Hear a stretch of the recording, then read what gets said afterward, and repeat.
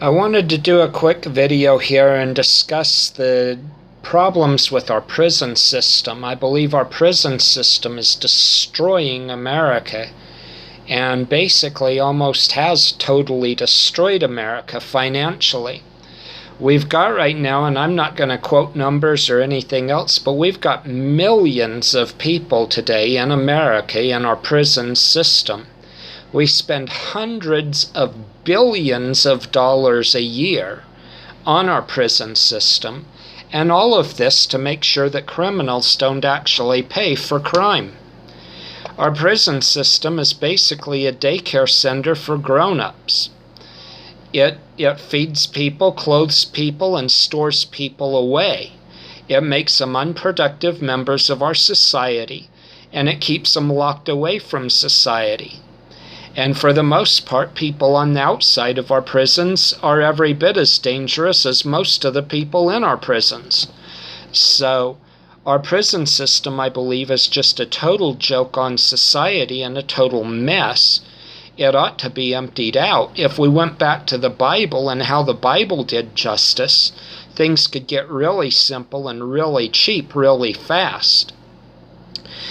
Jeremiah 17 verse 5, I want to quote that again. It says, "Thus saith the Lord, cursed is the man that trusteth in man, and maketh flesh his arm, and whose heart departeth from the Lord." So don't take my word for anything, but trust God in the Bible. I hope you will. If you don't, you should.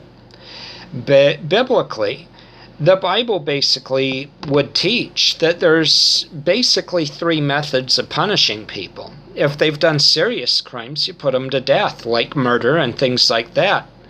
If they've committed crimes that aren't so serious, you can whip them. The Bible actually says that you can whip somebody up to 40 times, was under the Old Testament, and I believe New Testament hasn't necessarily changed that. I think we still would be fine to whip people up to 40 times. Or you can fine people. None of those cost society. All of those cost the criminal. And when you fine somebody, you could even fine them enough money to pay for the judge or whatever system you've got to do the justice, to pay the person that whips them or whatever. But let me just read Jeremiah, let me read a verse here. Deuteronomy chapter 25 verses 2 and 3. These are talking about whipping somebody and give the limitation of 40 times. It says, "And it shall be, if the wicked man be worthy to be beaten, that the judge shall cause him to lie down and to be beaten before his face, according to his fault, by a certain number. 40 stripes he may give him, and not exceed, lest if he should exceed and beat him above these with many stripes, then thy brother should seem vile unto thee." So we see that we shouldn't just whip and whip and whip somebody. As you know, I had seen something about the Islamic people going to whip somebody hundreds of times or something like that. That would be blatantly unbiblical. But it's interesting. I believe any of our people that are in jail today, 99% of them ought to be released today, whipped several times based on the crime that they did, and fined based on the crime that they did, and let them go. And tell them not to do it again, or we'll do it again.